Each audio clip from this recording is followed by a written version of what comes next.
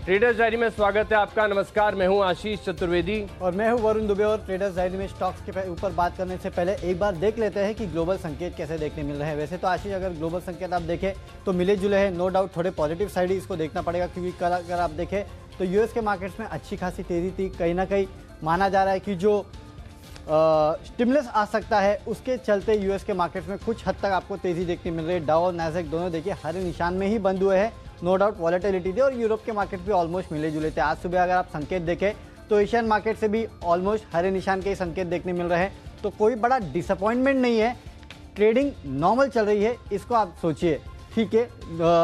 Asian markets थोड़े लाल निशान में, एसजीएक्स निफ्टी लेकिन आपको दिखा रहा है कि करीब 30-40 पॉइंट के आसपास की तेजी के साथ आप खुल सकते हैं। लेकिन आज सबसे बड़ा ट्रिगर हमारा शायद ग्लोबल नहीं होके आज सबसे बड़ा ट्रिगर आपका आरबीआई पॉलिसी रहने वाली है कि वहाँ क्या निकल के आता है।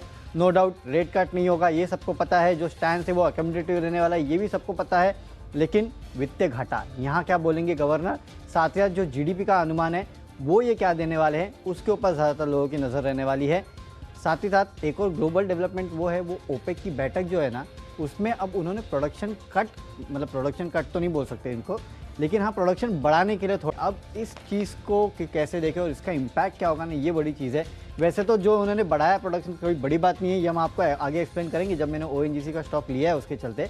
तो वो भी एक चीज़ है जिस पे आपको नज़र रखनी है, उसके चलते ऑयल एंड गैस क्षेत्र की कंपनियों पे नज़र रखनी है। लेकिन आज के लिए सबसे बड़ा इवेंट तो आशीष आरबीआई की पॉलिसी है, सभी की नज़र वहाँ होगी। 10 बजे से कवरेज शुरू होगा, जी बिजनेस पे आपको बने रहना है।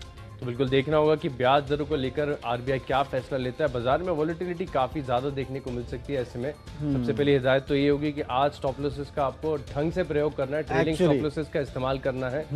एक तो आरबीआई की पॉलिसी, दूसरा ग्लोबल कुछ इतनी बड़ी क्लैरिटी नहीं, और तीसरा फ्राइडे हाँ 2 दिन छुट्टी है। तो कहीं ना कहीं स्टॉप लॉस आपको जरूर रखना है, और काफ़ी स्ट्रिक्ट स्टॉप लॉस रखना है। ये आपको याद रखना है, क्योंकि आज जो ट्रेड से वॉलेटाइल हो सकता है। अगर आरबीआई की पॉलिसी में कुछ बड़ा निकल के आया तो गिरावट भी हो सकती है, बढ़त भी हो सकती है। चलिए देखेंगे क्या होता है। लेकिन अभी तो स्टॉक स्पेसिफिक एक्शन पे यहाँ पे नजर डालते हैं। और सबसे पहले कैश का काउंटर शुरू करता हूँ मैं, जो मैंने पसंद किया है। कल भी आपको याद होगा मैंने एक काउंटर चुना था, गुजरात अंबुजा एक्सपोर्ट, क्योंकि वहाँ पे फंड्स की तरफ से बाइंग हुई थी। आज भी एक ऐसा ही काउंटर है जहाँ पे फंड्स की तरफ से बाइंग हो रही है, और वो है सुदर्शन केमिकल का। यहाँ पे फिडेलिटी फंड ने करीब 5,70,000 शेयर जो है उनको खरीद दिया है, और वो खरीदारी की गई है 463 के भाव पे। मैं आपको हमेशा यही कहता हूँ, फंड्स खरीदते हैं तो 5-10% के लिए नहीं खरीदते हैं। तो इस स्टॉक में आज आपको अच्छी खासी तेजी देखने मिलेगी। वैसे भी आशीष, में पिछले कुछ दिनों में कुछ रिपोर्ट पढ़ रहा था, और केमिकल सेक्टर को लेके काफ़ी पॉजिटिव रिपोर्ट्स निकल के आ रही है। तो मेरे ख्याल से वो भी एक एड ऑन फैक्टर होगा इस काउंटर के लिए। इसके लिए यहाँ खरीदारी आप करके चल सकते हैं। इंट्राडे में आपको यहाँ पे अच्छे खासे 500 के लेवल देखने मिल सकते हैं। 480 का आपको एक स्टॉप लॉस रखना है। फंड की तरफ से बाइंग हो रही है, खरीद के चलिए। तो चलिए, काफी दिनों के बाद सुदर्शन केमिकल अब फोकस में आते हुए नजर आए। चलिए, कैश का स्टॉक जो है मैंने चुना है डी मार्ट, और यहाँ पर मुझे लग रहा है कि स्टॉक के अंदर क्षमता है कि लगातार अपने नए हाइस को टच करेगा। अच्छा खासा वीकली चार्ट पर अगर आप देखेंगे तो एक रेंज बनी हुई थी स्टॉक में, उस रेंज के ऊपर का ब्रेकआउट अब फिलहाल कल की तेजी के साथ देखने को मिला है। कल के सत्र में अगर आप वॉल्यूम एक्शन देखें तो वो भी सपोर्टिव नजर आ रहा है। मैं लगभग 100 रुपए तक की अपसाइड यहाँ पर एक्सपेक्ट कर रहा हूँ। 2550 रुपए के लक्ष्य के लिए आप इसमें खरीदारी करेंगे।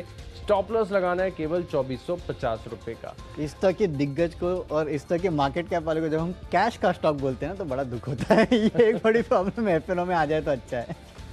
चलिए आगे बढ़िए। चलिए, जो अगली कैटेगरी है वो फ्यूचर्स की है, और यहाँ पर आप देखिए कोटक महिंद्रा बैंक थोड़ा सा रिस्की ट्रेड हो सकता है। वरुण, मैं पहले बता दूं आपको, बैंकिंग स्टॉक्स में सिर्फ एकमात्र मुझे कोटक महिंद्रा बैंक ये जो है ये थोड़ा सा नेगेटिव लग रहा है। अगर आरबीआई की तरफ से कुछ भी नेगेटिव आता है तो ऐसे में इस स्टॉक को आपको अपने रडार पर रखना है, और ट्रेड आपके फेवर में जैसे ही आता है तुरंत आप अपनी कॉस्ट के आसपास अपना स्टॉप लॉस ले आए, ताकि प्रोटेक्टेड रहें। क्योंकि बाजार में जो वॉलेटिलिटी है काफ़ी ज़्यादा देखने को मिल सकती है। ऐसे में अगर कुछ सेल करना है और हाई बीटा बैंकिंग स्टॉक अगर आपको चुनना है तो कोटक महिंद्रा बैंक, इस पर आपको फोकस करना होगा। फ्यूचर्स में बिकवाली करेंगे करीब 1793 रुपए के लक्ष्य के लिए, और करीब 1840 रुपए का आपको स्टॉप लॉस लगाना है। चलिए, तो कोटक महिंद्रा बैंक बेच के चले। वैसे भी अब एमएससीआई की खरीदारी जो है वो तो खत्म हो चुकी है, तो अब कोई बड़ा ट्रिगर बचा नहीं है इस काउंटर के लिए, और अगर कुछ नेगेटिव आ गया तो अच्छी खासी पिटाई हो सकती है। फ्यूचर्स में मैं भी बिकवाली कर रहा हूँ और बिकवाली का कॉल यहाँ है सिप्ला पे। वैसे भी देखिए एनपीपीए ने कुछ प्रोडक्ट्स है उसके दाम जो है वो फिक्स किए हैं, तो उसका इम्पैक्ट होगा। इसके अलावा भी मुझे लगता है कि सिप्ला का जो चार्ट स्ट्रक्चर है वो कहीं ना कहीं दर्शा रहा है कि आपको थोड़ी बहुत वीकनेस जो है इस काउंटर में देखने मिल सकती है। उसके चलते आप यहाँ बिकवाली करके चल सकते हैं। 766 के आसपास ये ट्रेड कर रहा है। 745 का आपको एक टारगेट लेके चलना है और 775 का आपको एक स्टॉप लॉस भी रखना है। स्ट्रक्चर वीक है तो यहाँ बिकवाली आज हो सकती है। अब चलते हैं ऑप्शंस की तरफ, और ऑप्शंस में ONGC का जो 88 रुपीज़ का पुट ऑप्शन है वो आपको खरीद के चलना चाहिए। देखिए ONGC पे वैसे तो मीडियम टू लॉन्ग टर्म के लिए मैं अब बुलिश हो गया हूँ। मैंने कुछ दिन पहले भी आपको कहा था कि 100 रुपये के आसपास के टारगेट देखने मिलेंगे, और आशीष मेरे ख्याल से आपका इन्वेस्टमेंट पिक भी था, राइट? ये काफी बार इनफैक्ट 2 से 3 बार ONGC को रिकमेंड किया। तो उस लिहाज से अगर आप देखें तो ONGC लॉन्ग टर्म के लिए अच्छा है, तो लंबी अवधि के लिए या फिर मीडियम अवधि के लिए इन लेवल्स पे मैं बेचने की सलाह नहीं दूंगा। लेकिन आज शायद आपको इंट्राडे में थोड़ी मुनाफा वसूली देखने मिलेगी। याद रखिए मैं वर्ड यूज़ कर रहा हूँ, मुनाफा वसूली। क्यों?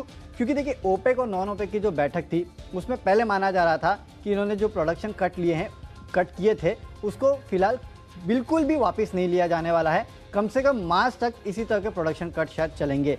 बैठकें चली, बैठकों के काफ़ी दौर चले और फाइनली इन्होंने माना है कि 5 लाख बैरल के आसपास जो प्रोडक्शन कट इन्होंने जो है वो वापस लिया। यानी कि पहले 7.7 मिलियन बैरल के आसपास प्रोडक्शन कट किया था, अब वो कम करके 7.2 मिलियन के आसपास कर दिया है। इसको दो तरह से देखना है आपको। एक तो प्रोडक्शन कट वापस लिया है, इसका मतलब ओपेक ये समझ जाए कि दुनिया में हालात ठीक हो रहे हैं। समझिए ये नेगेटिव नहीं है, इसका मतलब है कि दुनिया में हालात ठीक हो रहे हैं। अब दुनिया में हालात ठीक हो रहे हैं ये तो अच्छी बात है ONGC के लिए, लेकिन क्योंकि प्रोडक्शन कट वापस लिया है तो इसका इम्पैक्ट कच्चे तेल पे होगा। जो सोच रहे थे पहले कि मार्च तक शायद प्रोडक्शन कट ना हो वो हो गया, तो अब कहीं ना कहीं उसका इम्पैक्ट जो है आपको थोड़ा बहुत ऑयल के प्राइसेस पे देखने मिलेगा। तो इसके लिए आज हो सकता है कि ONGC में थोड़ी मुनाफा वसूली देखने मिले। इसके लिए 88 का पुट ऑप्शन है, एट द मनी है, यहाँ खरीद के चलिए। 5 रुपये के यहाँ पे टारगेट देखने मिलेंगे, 4 रुपये का आपको एक स्टॉप लॉस रखना है।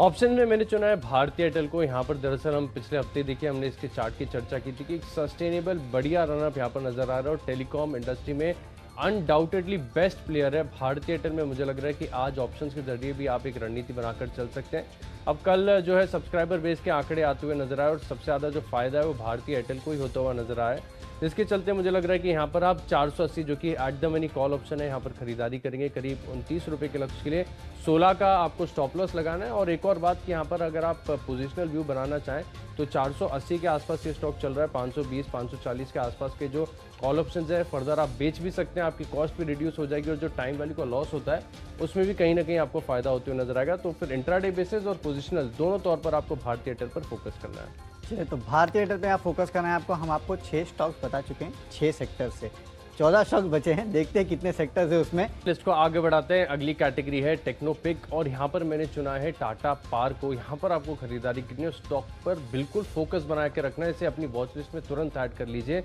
मैंने इसकी वीकली चार्ट देखे और बहुत ज़्यादा इंप्रेसिव चार्ट्स हैं। सबसे अच्छी बात मुझे इसमें ये नज़र आ रही है कि अगर आप वीकली चार्ट्स को ध्यान से देखेंगे तो बढ़िया लंबी अवधि का एक inverse head and shoulder formation बना हुआ है जो कि एकदम पिक्चर परफेक्ट है। बहुत ही क्लीन पैटर्न बना हुआ है, कहीं पे भी डिस्टॉर्शन नहीं है। और उसके ऊपर सबसे अच्छी बात यह भी है कि एक ब्रेकआउट भी देखने को मिला है। टेक्निकली अगर कोई पोजिशनल व्यू बनाना है आपको तो टाटा पावर पर आप फोकस कर सकते हैं। केवल 6 महीने का स्टॉक को आपको समय देना होगा और मुझे लग रहा है कि 70 के आसपास की क्लोजिंग है। बहुत जल्द इस 100 रुपये के आसपास के स्तर को छुएगा। 98 रुपये के लक्ष्य के लिए टाटा पावर में एक पोजिशनल व्यू बनाएंगे। चलिए तो टाटा पावर में टेक्निकली एक आप पोजीशन बना सकते हैं, फंडामेंटली भी बना सकते हैं। इस तरह का मूव ये काउंटर दिखा रहा है।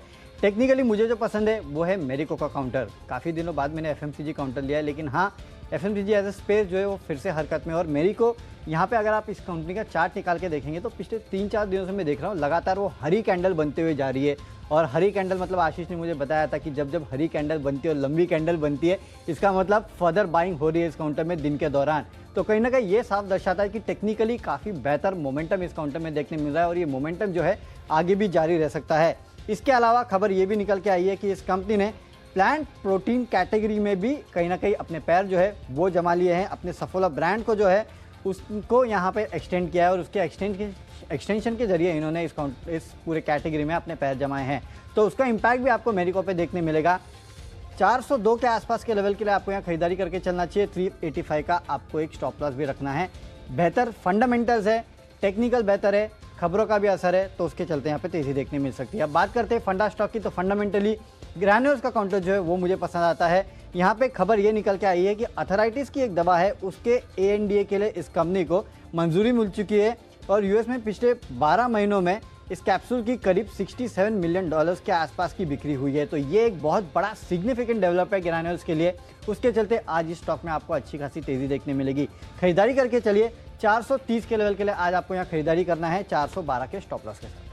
चलिए, फंडामेंटली बेहतर मुझे पसंद आ रहा है इंडियन ऑयल कॉर्पोरेशन IOC, यहाँ पर आपको फोकस रखना है, लेकिन इंट्राडे बेसिस पर। दरअसल अगर आप देखें तो वरुण आपको शो की शुरुआत में बता भी रहे थे कि जो कहीं ना कहीं एक प्रोडक्शन कट हो रहे हैं, माफ़ कीजिएगा, प्रोडक्शन बढ़ाने की बातें हो रही है, माफ़ कीजिएगा, तो उससे अगर आप इसका इम्पैक्ट देखें तो कहीं ना कहीं जो ऑयल मार्केटिंग कंपनीज हैं इनके लिए माइल्डली पॉजिटिव हो सकता है।